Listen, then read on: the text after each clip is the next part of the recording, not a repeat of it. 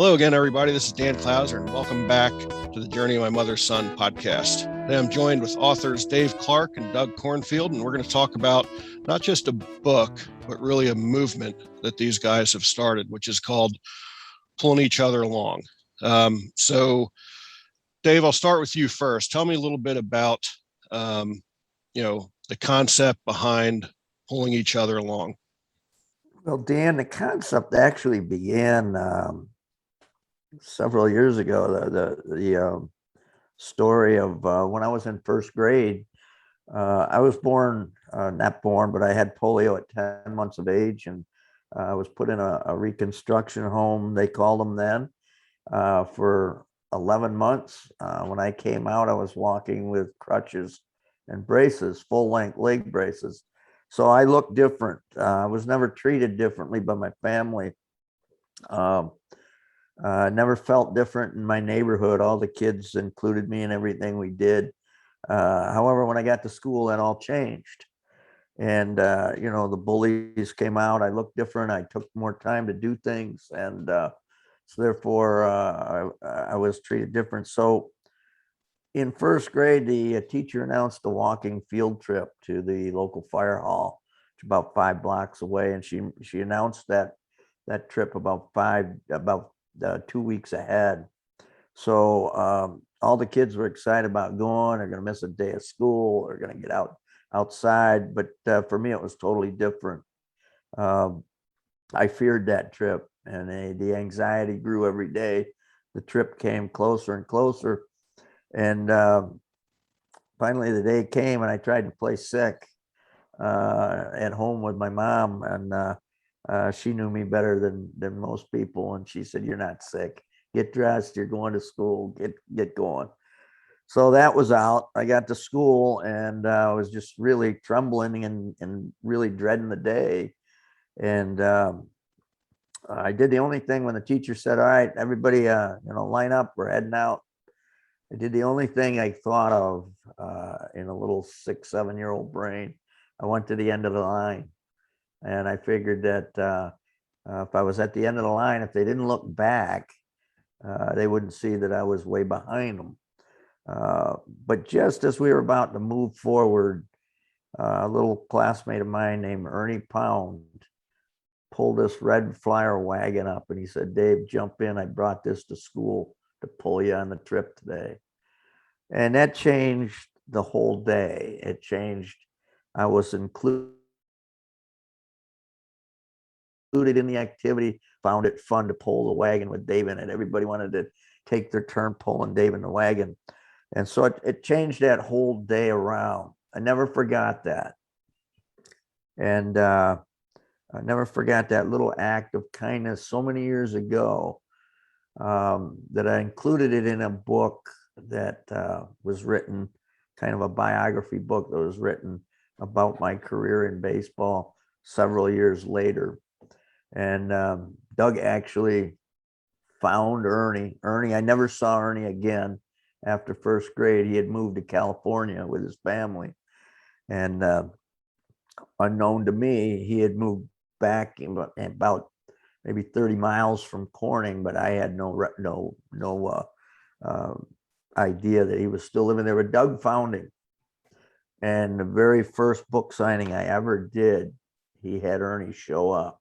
Wow. And unknown to me, Ernie shoved a book under my nose, and I was looking up and I was going, who should I sign this to? Who should I sign? And this fella came, put a book under my nose, and he said, "Would you sign that to Ernie Pound?" Wow. The emotions ran high. So that was the seed for what we're doing with this book.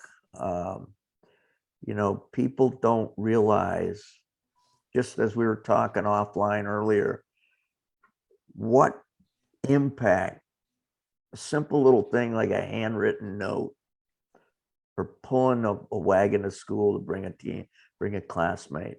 They don't realize the power that has, and it can change the friggin' world. You don't realize, just looking at somebody, "Hey, you look good today."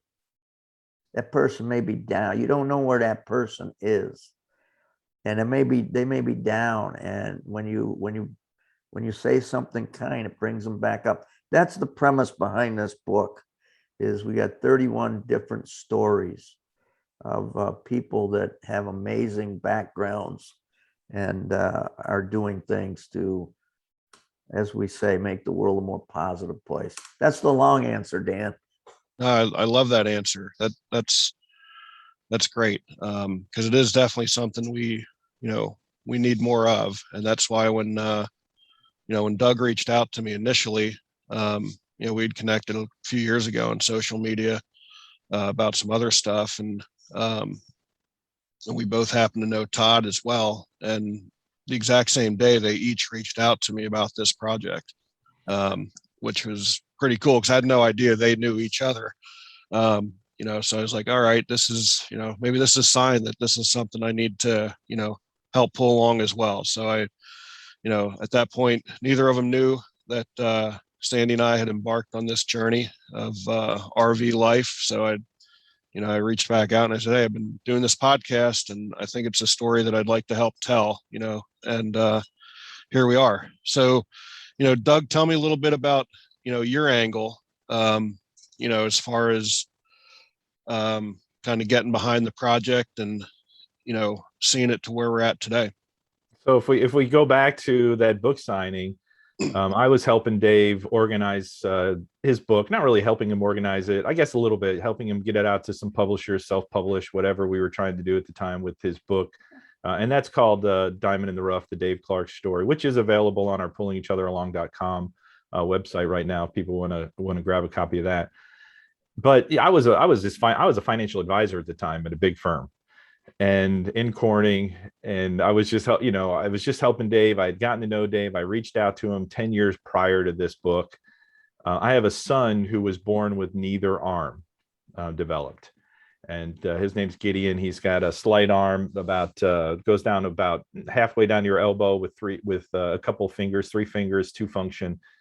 And when I found out about Dave's story, and people don't even know Dave's story because we haven't shared it on this podcast yet, but Dave is a polio. He shared that, polio survivor. He's never walked without crutches and braces, but he had a 17-year active playing career in minor league baseball, including the Reading area, in your area, but pitching a knuckleball from his crutches and doing things differently. And it's really one of I call it the greatest, mostly unknown sports stories. I mean, there's underdog stories out there, and then there's Dave Clark's story, which really is in another universe all to itself, to get to the level of play that he did, coach, all that stuff.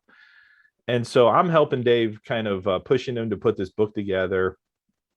And we had finally just gotten some copies, and I organized 5 different book signings in the Corning area, just as a friend. Excited about his story, wanting to help get the word out. And I was rereading that chapter in chapter 2 where Dave shares about Ernie Pound bringing his radio flyer wagon to school, and having a young man, my son, who was born with neither arm. I literally would get the goosebumps reading the story. And I'm not a huge emotional guy. I'm not a big crier, all those kind of things. But holy smokes, that story, if you don't get the feels from that story, you pretty much need to check your temperature. And so I was rereading that and was helping Dave organize book signings. I found Ernie, and I didn't know 10 years later that Dave and I were going to be traveling all over the country doing sports camps together, or a few years later from that, and doing all these things and that we do, and going around even speaking and sharing these stories. But I've seen the impact of this story just touch people. I mean, I'll share the story at a selling event or a fundraising event, and I literally have to dumb it down so that they don't walk away from me crying. Yeah. It's such a little thing. And so, that's kind of my angle on it, having a son with limitations, being affected by the kindness of this Ernie Pound that obviously we know now. And I've even written a children's book about this called A Pound of Kindness, that's available. And so, and here, 55 years later from that little event that Dave never forgot the details of, we're still telling the story. And now we're trying to, with the pulling each other along concept, book. We have an award called Pulling Each Other Along. We have a podcast called Pulling Each Other Along. I have a greeting card called Pulling Each Other Along. So we're wanting to encourage folks to do something positive. And as you probably well know, Dan, with what you've done, it's much harder to get a movement going of something positive than it is for something negative. I don't understand it. Yeah. And so when we say we need help, we need people's help. If they want to actually do something positive, we have something they can get behind. This kind little X story, and I don't care what you've done in life. I mean, everybody's got their thing. We're not perfect people, but we can show kindness, and we can show little acts of kindness, and they do and can make a huge difference in somebody's life. Yeah, I love that. And it is, I mean, it's so small, but it becomes so big. And I think maybe that's why sometimes people can't really wrap their head around it, because we always are focusing on the big things that we do, but all those big things are really made up of millions of little things, to add up. So, Dave, I want to shift back to you and talk a little bit more about your personal story, because again, I think that is amazing. For someone with polio to not even just, play baseball recreationally, but to go out and play it professionally. I mean, I guess, first of all, let's talk a little bit. I mean, how did baseball become, part of a kid with polio's life? I think, Dan, that it was a way, kind of like a way to be accepted. I think we all want to be accepted and part of a group.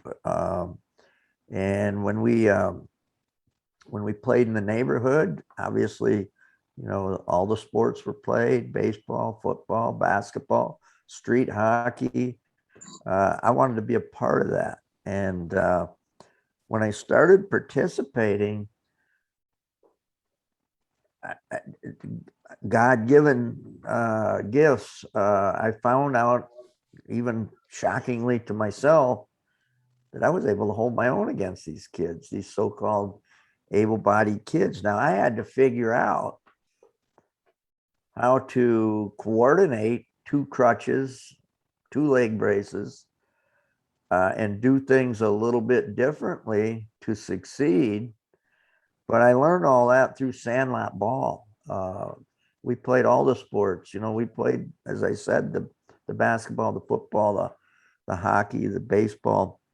And one thing I could not do well was get low for low throws or ground balls.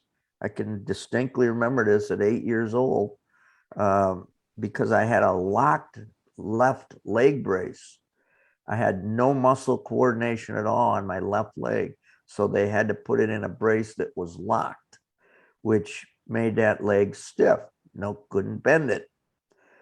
So being a right-handed thrower, wearing the glove on the left side, I could not get low to get the throws or grounders on that side. And so one day, and I couldn't figure out how to do it either, how to fix that weakness, so-called weakness in my game. But one day I forgot my glove when we were playing sandlot ball, and the only glove that was there that I could use was a left-handed glove. So I put it on my right hand, figured out, wow, I can backhand all the way to the ground on my left side with a glove on my right hand. So I started figuring out how to make that movement. Then I had to figure out how to get my glove on and off quickly to throw. So I don't know if you know the name Jim Abbott. He was a pitcher in the big leagues with missing one hand, wore his glove on his throwing hand. I taught Jim Abbott how to do that because I was before him. And that's exactly what I did. What Jim Abbott did is I would take my glove off, make the pitch. On my follow through, my hand would go directly into the glove, When the pitch reached the plate, I was ready to field. And so I figured all that out at the sandlot level. And then obviously it was, we aged, 7, 8 years old. We wanted to get into Little League. Well, so did I. Little League said no.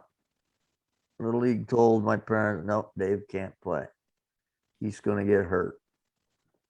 My parents literally drove to Williamsport, the world headquarters for Little League, about an hour and a half south of Corning, New York, where I grew up. They drove there. They convinced officials to let me play.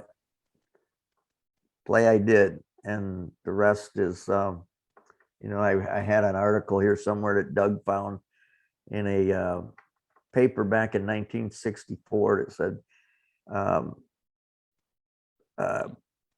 Dave hits 375 on crutches, something to that effect. And so once I got into organized ball, it was just a matter of moving up the ladder as we went. And as everybody knows, the higher you go on that pyramid, the more people fall off. And I don't know about you, but as kids in my era growing up, we all wanted to be that major league star, playing Major League Baseball or playing in the NFL, whatever it was. And I followed my dream at about 13, 14. I realized I wasn't going to be able to throw 100 miles an hour. So at that point, again, I had to figure out, how do you continue your drive to the goal you've got? And not being able to throw, I topped out at 79 miles an hour, which is, you could catch it with a Kleenex at the pro level. And so I had to figure out how to keep that dream alive. And that's when I started working on a knuckleball. And I would literally take a bucket of balls and throw it, put tape on a wall near our neighborhood if I couldn't find a catcher. And I would go and I would experiment with grips and arm angles and release points until I found out what worked for me. And the knuckleball worked. And then it was the problem of getting looked at. I was a realist, always have been. I knew getting somebody to look at a guy throwing 79 miles an hour on crutches with a stiff left leg brace was pretty zilch. But in my mind, I wanted one opportunity, just one shot. I did what we were talking about offline before we came on. I hand wrote 24 letters to every major league team that existed at that time.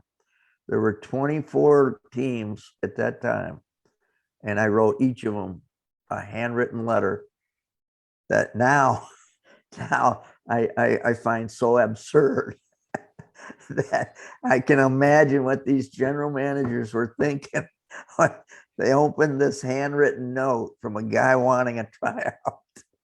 And but I got 3 replies, and I got one shot.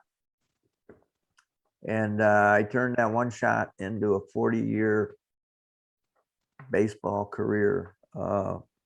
So I like to say that I've never worked a day in my life, although I did have to work in the off seasons back in the day because we didn't make that much money.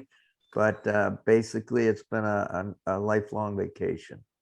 When you can do something you love and be paid for it, you are the most privileged person going. And that's what led me to put these camps together for kids with limitations, mentally and physically, that we do now. I was doing them in the 70s when I was playing, still playing. I would get 4 or 5 guys from my team, wherever we were playing, and I would say, hey guys, there's a home over there for kids. I'm going over, I'm going to talk to the director, see if they want to bring them to the game. And if they bring them out a few hours early, we'll put a clinic on for them. That's what we did. And that evolved into what Doug and I do today.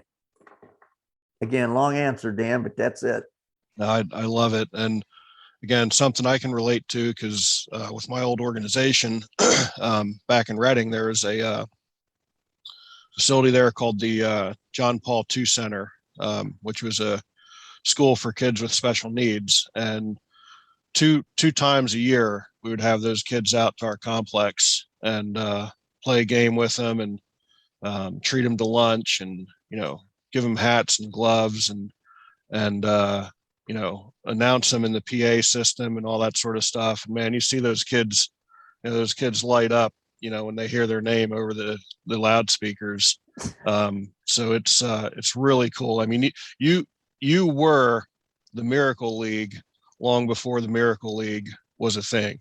And I think that is so cool. I mean, what, other than what you mentioned in there, I mean, what were some of the other obstacles that you came across as you were, I mean, did your teammates accept you pretty good when they saw you could perform? I mean, you had to go, everybody else had to be at this level. You had to be at this level just to be accepted. Number one, you don't reach a dream without being willing to, without having a passion. I don't think anyway, personal opinion, but you got to have a passion for what you want to do. And you got to be willing to work your butt off. And you got to be willing to do that with no guarantee you're ever going to get an opportunity. I always say that. I was not guaranteed an opportunity, but I was working out 4 hours a day, 6 days a week, running 5 miles a day on my crutches as part of those 4 hours. Now, I was not fast. I was running 13-minute miles with the crutches. So I'm dragging along. But for me, it was building my upper body. It was building strength, stamina, endurance, and discipline. And so that's one thing. You got to work hard behind the scenes. That didn't just happen. I snapped my fingers and boom, there it is. You got to work. Once you work, you got to be willing to bust your butt to find that opportunity. And then once you get the opportunity, you got to prove yourself. And then once you prove yourself and you get the opportunity, you ask. My teammates did not accept me. I wasn't the prototypical professional athlete. So I was ostracized. I was a man on an island, and I had to be mentally tough enough to deal with that stuff. Typically take about 2 weeks for my teammates to come around and accept me. And the funny thing is, Dan, once they did accept me, it was like your brother. You can tease him, but don't let an outsider tease him because I got his back. Yeah. And that's how that turnaround 306, usually about 2 weeks, and it would turn around 360 degrees. They'd go from not wanting to associate with me to don't touch him, man. I got his back.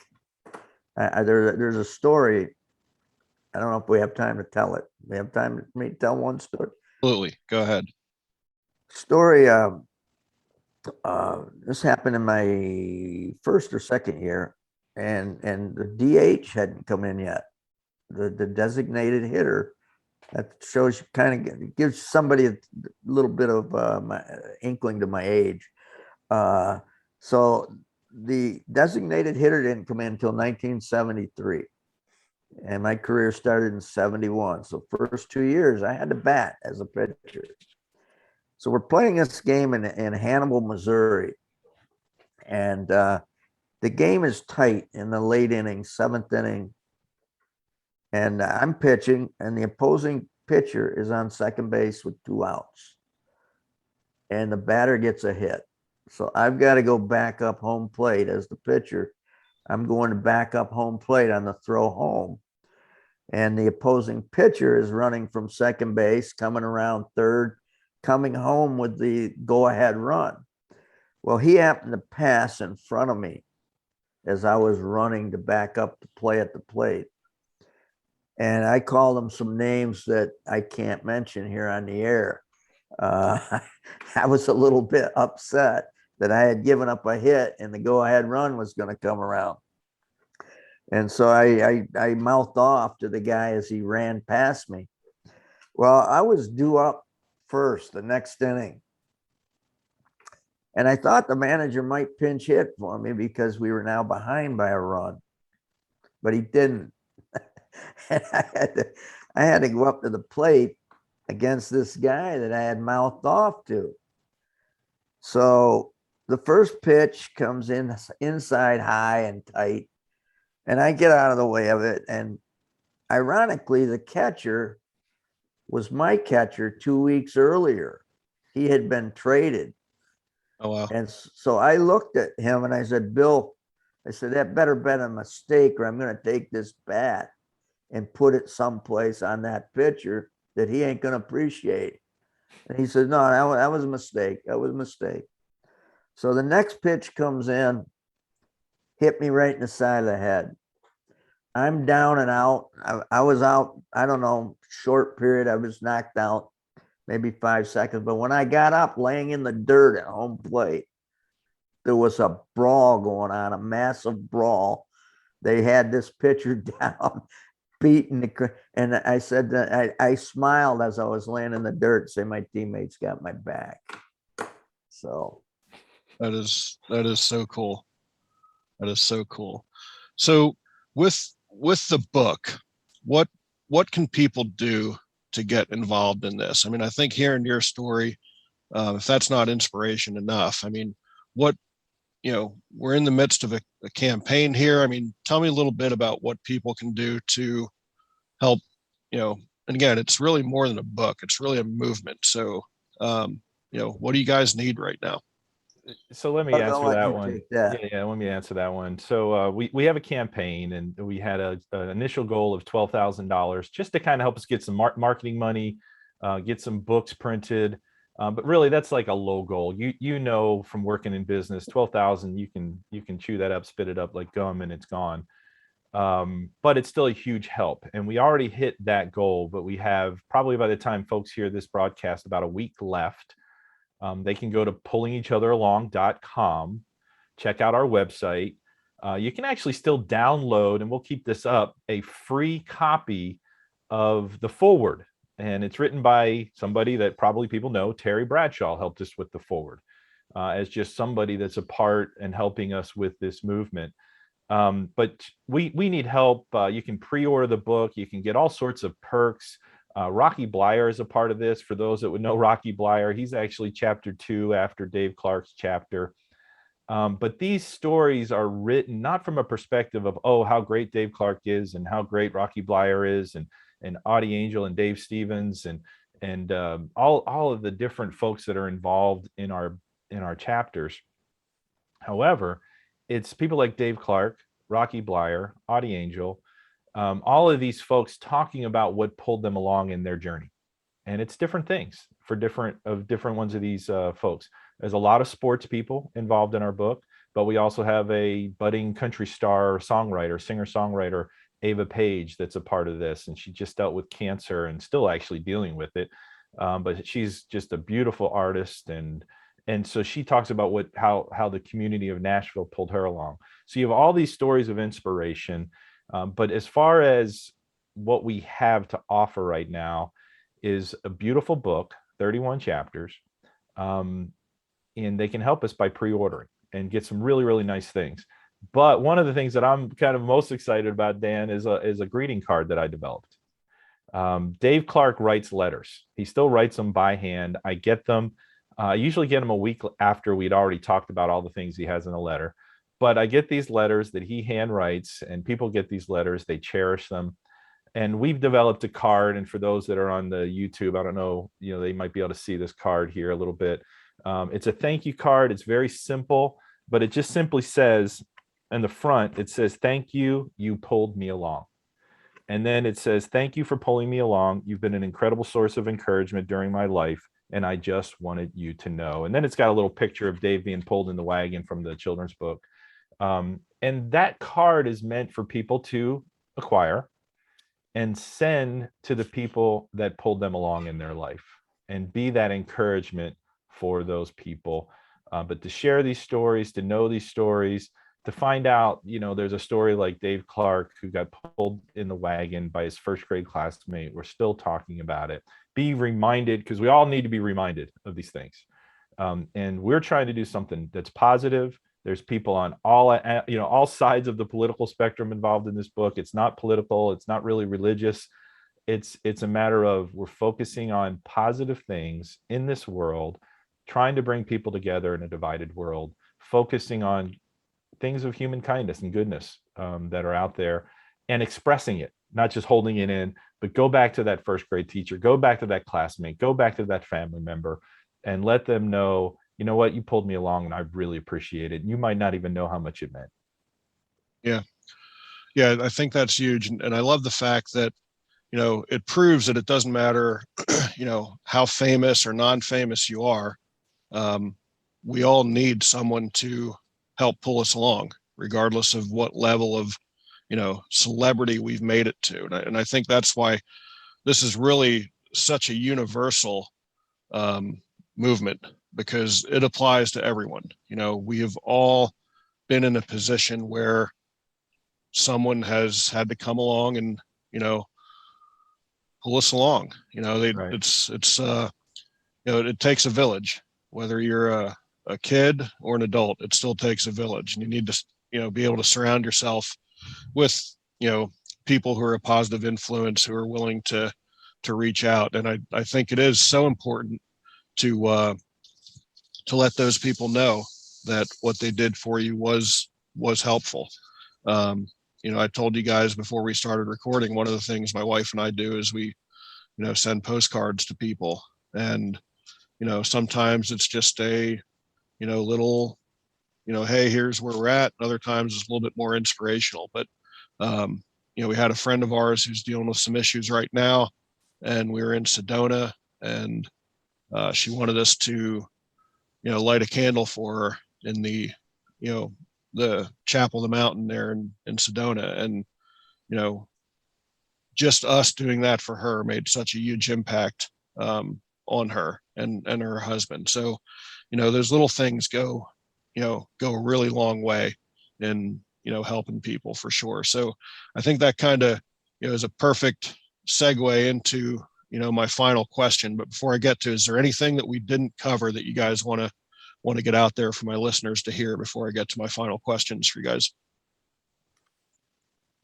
With Dave's story, we could talk on for hours and hours and hours, Dan. I mean, and I mean it. He's got stories. He's available for speaking, either online, those kind of things. We do usually a duo event, because we banter, and we're almost like brothers up there, where we'll cut on each other and have fun. And at the same time, don't cut on Dave, I won't let you, kind of thing, kind of what he said earlier. But Dave's truly an inspiration. We're teaching stories of kindness, motivation, and that's his story is something that we hope will get out there. If there's anybody that's interested in helping with a movie deal that actually has real funding, we have some scripts put together. We have a producer that's working on this at pretty high levels, but those are not easy tasks. So they're big picture things, but I believe his story should be out there in a movie deal. There's so many other things that we could talk about. I mean, just like one little thing, I'll just whet people's appetite, and then we'll go on to your question. Like, Dave played ice hockey in college. It sounds crazy. He couldn't even skate. But it's that kind of stories. And he owned the last of all Negro League teams that ever played, the Indianapolis Clowns, which was Hank Aaron's original Negro League team. And there's so many aspects of diversity and inclusion in his story, all at 5'2" on crutches. And it's amazing what people can do. And we have other stories like this that we come encounter with. And there's just so many. Even the game Operation that most people are familiar with, the creator of that game is part of our book. And just to whet people's appetite. And it's a beautiful chapter of pulling each other along and what happened to him. So written by one of my former teammates. Yeah, written by one of Dave's actually written by the guy that came up with the phrase "pulling each other along." That's correct. Yeah. That's cool. All right. So, like I said, I ask all my guests the same final question. Doug, I'll ask you first, and then Dave can give his answer. But the subtitle of the podcast is Many Little People in Many Little Places. And it comes from the opening lyrics of a song, which go, "And many little people in many little places do many little things, and the whole world changes." And as I said before we started recording, that you pretty much answered it already, but it gives you an opportunity to kind of put it into one nugget. What's one of the little things that you guys do every day to help make the world a little bit better place? Like I said, Doug, you can go first. Well, every day. So it's hard to say something every day, although my life has been, since I left the bigger financial firm 10 years ago and working with Dave, our heartbeat is, it's interesting. When I first left and wanted to partner with Dave, I wanted to get his stories out there. I wanted children's books written about his stories, all these things. But Dave came to me early on and said, "Doug, I want to put on sports camps for kids with limitations and disabilities." And I go, "Okay." And I saw one of these down in Florida that he had been doing with the Minnesota Twins. And I saw the impact that it made on people with limitations, and having a child, on the other side of this, I'm the father of a child with limitations where he's the son.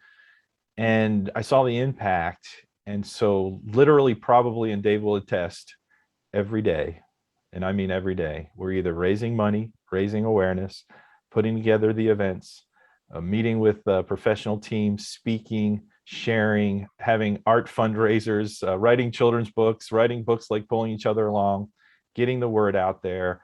And ultimately, I say ultimately, we want to do more sports camps. And COVID, of course, hit us pretty hard, but we were still able to do several events a little differently this year. And every day we're trying to, from my perspective, I'm getting the stories of Dave Clark and my other Dave Stevens, 7-time Emmy Award winner, born with no legs, who played football, baseball, and wrestled in high school and college. And I'm getting these stories in front of parents like me who are sometimes holding their children back with limitations.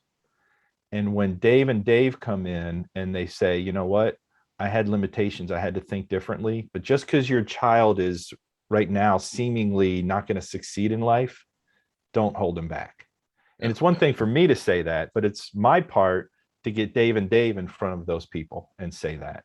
Yeah. And every day we're working on that program, Disability Dream and Do. You can go to d3day.com and find out more about that. But I see the impact. I hear it. I know it. We don't charge a dime for these camps. And so literally when you're talking about every day, that's my every day. Awesome. I love it. And Dave, for you? I think, Dan, that every day I go, I get up in the morning, and no matter what I'm doing, my wife says I'm a magnet, meaning that I have a tendency to have people that have special needs or drawn towards me. Why that is, I don't know, but I also know that every day when I go out, no matter where I go, I am zeroed in. I have an ability, didn't have much ability any other way, but I have an ability to spot somebody might need that little uplifting comment, or and then if I can, what I usually tend to do is I will get to know them. I'll say something simple, and then if I have the privilege of getting to know them better instead of just in passing, I will find something that they can do that fits into what we're doing that makes them feel important, because we all need to feel that we're doing something worthwhile. And so my eyes every day, what I do every day, just get up, go out and do whatever I'm doing, whatever I have to do that particular day, but always with an outlook of trying to find someone. And Doug doesn't even know this, but I found another Gavin. No, I'm not surprised. I found another Gavin. Another Gavin, we are another Jason, another we'll find this guy, and we'll do something positive for him. So every day I'm on the lookout for Doug's, and I'll help Doug. Doug does the bulk of the fundraising by far. I'll help him where I can, and I'm the guy that goes out and finds these gems. I guess that's what you want to call them, and does the mining part of it. It's cool. I love it. So hopefully, some of my listeners check out the website, want to get involved, buy a copy of the book, but even more importantly, just get behind the concept of, going out there and, helping somebody who needs a little, pull along, or, thank somebody who had already, pulled you along somewhere along the way. So appreciate the time. For both of you. I mean, I love the story. I love the concept. Anything that I can do to help, pull you guys along, I will certainly do within my power. And, Dave, when we get down to Florida, maybe we'll connect and get together sometime. So, absolutely.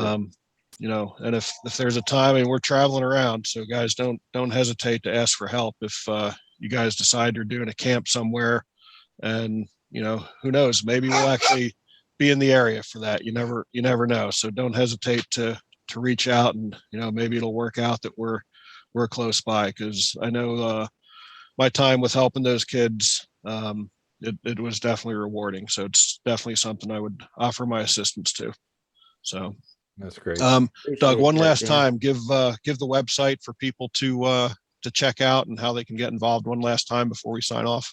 Yeah, so they can go to Kickstarter and search Pulling Each Other Along. And pretty much I'm trying to capture everything Pulling Each Other Along. But if you go to pullingeachatheralong.com, there are links to the foreword of Terry Bradshaw, but there's also right now links to the Pulling Each Other Along Kickstarter page. Click on that.